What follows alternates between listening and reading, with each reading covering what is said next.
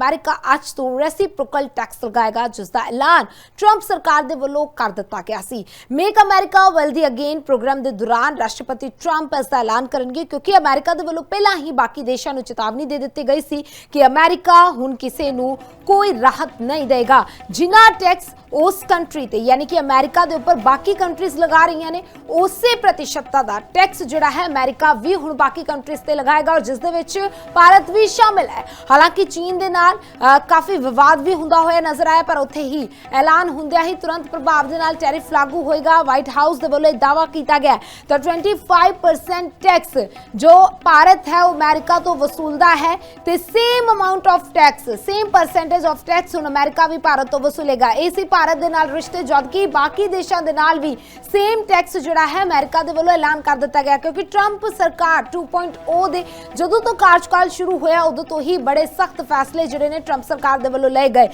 Term 2 दे विच Trump दे वल्लों अजिहा सख्त रवैया जिहड़ा अपनाया गया। हालांकि जिस तरीके दे नाल वेखिया गया कि वर्ल्ड हैल्थ ऑर्गेनाइजेशन दे विचों भी अपने आप नूं अमेरिका दे वल्लों विड्रॉ कर लिया गया, क्योंकि अमेरिका दा जो शेयर सी ਉਹ ਉਸ ਦੀਆਂ ਐਬਿਲਿਟੀਜ਼ ਦੇ ਨਾਲੋਂ ਜ਼ਿਆਦਾ ਸੀ। और ਉੱਥੇ ਹੀ ਦੂਜੇ ਪਾਸੇ ਜੇਕਰ ਟੈਰਿਫ ਦੀ ਗੱਲ ਕਰਦੇ ਹਾਂ ਤਾਂ ਅਮਰੀਕਾ ਅੱਜ ਤੋਂ ਹੀ ਇਸ ਰੈਸੀਪ੍ਰੋਕਲ ਟੈਕਸ ਦੀ ਸ਼ੁਰੂਆਤ ਕਰੇਗਾ। ਟਰੰਪ ਨੇ ਭਾਰਤ ਤੋਂ 100% ਟੈਕਸ ਵਸੂਲਣ ਦੀ ਗੱਲ ਕਹੀ ਸੀ, ਕਿਉਂਕਿ ਜਿਨ੍ਹਾਂ ਬਾਕੀ ਮੁਲਕਾਂ ਤੋਂ ਟੈਕਸ ਜਿਹੜਾ ਹੈ ਅਮਰੀਕਾ ਵਸੂਲੇਗਾ, ਜਿੰਨਾ ਟੈਕਸ ਅਮਰੀਕਾ ਤੋਂ ਬਾਕੀ ਦੇਸ਼ ਵਸੂਲਦੇ ਨੇ।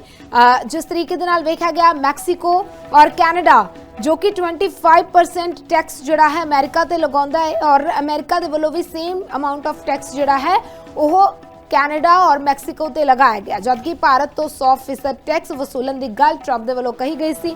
भावें दोवें देशां दे रिश्ते आपस दे विच बेहतर ने, लेकिन make America wealthy again programme के दौरान जो ऐलान किए गए ने ट्रंप गवर्नमेंट के वल्लों, उस दे तहत अज तो रेसिप्रोकल टैक्स लगाया जाएगा। अमेरिका अज तो रेसिप्रोकल टैक्स लगाएगा, जिसका ऐलान ट्रंप सरकार दे वल्लों कर दिता गया सी। Make America wealthy again programme के दौरान राष्ट्रपति ट्रंप इसका ऐलान करेंगे, क्योंकि अमेरिका दे वल्लों पहला ही बाकी देशों को चेतावनी दे दी गई सी कि अमेरिका हुण किसी नूं कोई राहत नहीं देगा।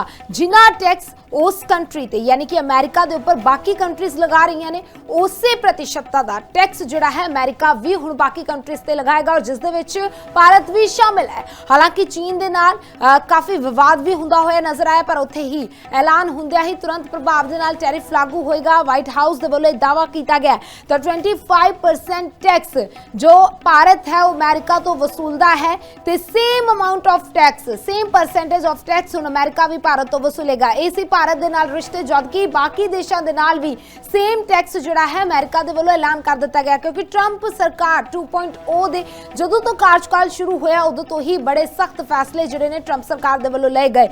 टर्म 2 दे विच ट्रंप दे वल्लों अजिहा सख्त रवैया जिहड़ा अपनाया गया। हालांकि जिस तरीके दे नाल वेखिया गया कि वर्ल्ड हैल्थ ऑर्गेनाइजेशन दे विचों भी अपने आप नूं अमेरिका दे वल्लों विड्रॉ कर लिया गया, क्योंकि अमेरिका दा जो शेयर सी ਉਹ ਉਸ ਦੀਆਂ ਐਬਿਲਿਟੀਜ਼ ਦੇ ਨਾਲੋਂ ਜ਼ਿਆਦਾ ਸੀ। और ਉੱਥੇ ਹੀ ਦੂਜੇ ਪਾਸੇ ਜੇਕਰ ਟੈਰਿਫ ਦੀ ਗੱਲ ਕਰਦੇ ਹਾਂ ਤਾਂ ਅਮਰੀਕਾ ਅੱਜ ਤੋਂ ਹੀ ਇਸ ਰੈਸੀਪ੍ਰੋਕਲ ਟੈਕਸ ਦੀ ਸ਼ੁਰੂਆਤ ਕਰੇਗਾ।